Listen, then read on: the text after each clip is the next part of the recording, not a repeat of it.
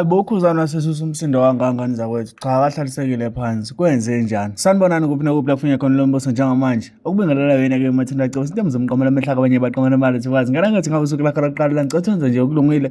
Upress subscribe button, share, uphinde comment. Ukhuluma konke uma usubscribe ayikho imali kahamba. So senze ukuthi kube wena oqala uthola notification uma sikufakela ivideo ehamba phambili. Ungakhohlwa ukulike ngani zakwethu. Khuzani lapha ngikhiphe istatement esidiscipline lapha ke umfo uMedu kanti ubhale wathi angiyena umuntu ovamise ukunaka nokuphendula abaculi kakhulukazi laba abasuke bekhombisa kungangesengi noma ukungizonda, kodwa ngicela ningivumele ngelulekele insizwa yakaGumede ngiphinde ngikhumbuze umlando walento akeqalayo. Uqhubeka wathi lensizwa ibonakale kweminye imicimbi ikhomba ukuhlabeka umxhwele ngento yenza kweminye imicimbi lapho bethi khona abalandeli baka-SK babebonakala bejikijila estage. Kanti uthe uKhuzani meqhubeka wathi ngifuna ukusho lokhu ukuthi emcimbini waseCarlsfontein kwenzeka into ethi ayifane eminyakeni engaphezu kwemihlanu edlule lapho khona-ke engingaphazanyiswa ngiperforma estage umcimbi wasala wadunga akwazi kwadlula umphefumulo womuntu emhlabeni ngethi umoya wakhe uqhubeka ulalele ngokuthula.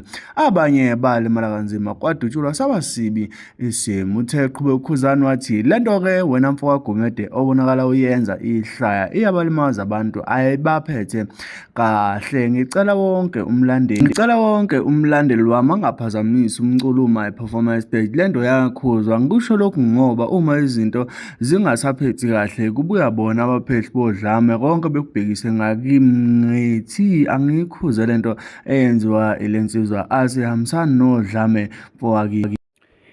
Ngikhuza njengeleader akekho umuntu ojabulela lesi senzo senzayo. Izimpilo zabantu lezi kumele sihloniphe. Uma unikwe ithuba lokugibela istage kufanele ufike wenze umsebenzi wakho umculo ujabulisa abantu usuke uyehambele. Lena oyenzayo akuyona mfowethu, abantu bayahlonishwa, awuhlekisi ngento embi edinga ukukhuzwa njengoba ngesikhathi uhlekisa ngayo kunabantu abacasukayo. Iseluleke nje lesi mnewethu ayikabi. Ngani zakwethu funa siyilande nje sithi ukuthi qaphu kancane indaba yakhe uSmiraMira lapha nizokhumbula ukuthi kona nevideo la khona etrendayo eyayithi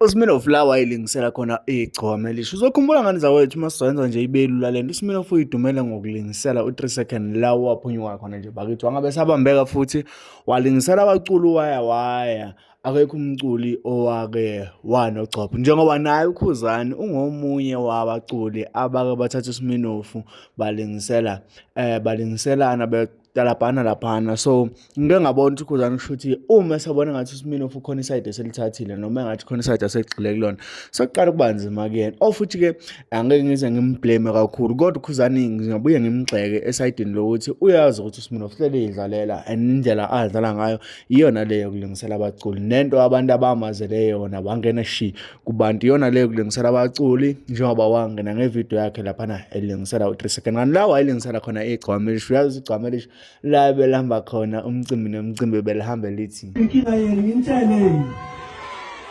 inkinga yenu ukuthi nifika nisivotele uma sifika sesingiculela lento ebenivotele bese nishaka amabhodlela kabili.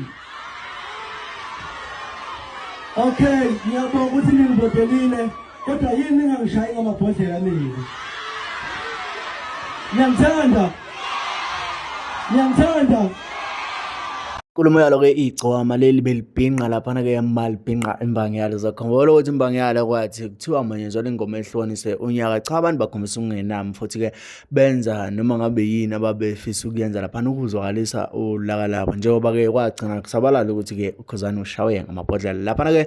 Ngane zakwethu uKhuzani kubonakala ngathi uyavuma kulesi statement kancane ukuthi washawa yena ngamabhodlela kodwa akafuni ukuphumela obala njengoba wake wenza ulive wayiphika yena leyo nto ukuthi cha akazashawe ngamabhodlela. Ngiyafisa ukuthi nganakwethu uma uthi wacacisela noma khona la usala khona hlanga lapha kwi-comment section. Ngicela-ke sithi unciphisa kancane ngane zakwethu enhlambeni sithi nje uqinisa kakhulu kuma-comment ayisisombululo nangafika nezinto ezipositive ukuze sikwazi ukuthi lezi zinto mayifika kubaculi bethu esibathandayo zifike ziyizona futhi zifike ziyindlela efanelekile noma bethi bebone ukuthi cha abalandeli bawo bahlelekile. Nganakwethu ngivumele ngibambe le video, ngivumele sihlangane kwevideo elandelayo, ngivumele ngikutshela ukuthi ngiyakuthanda mntwana sekhaya ungakhohlwa ukusubscribe, ulike, ushare, uphinde ucomment. Khona konke uma usubscribe iKhumala khamba hlangana lapha kwivideo elandelayo.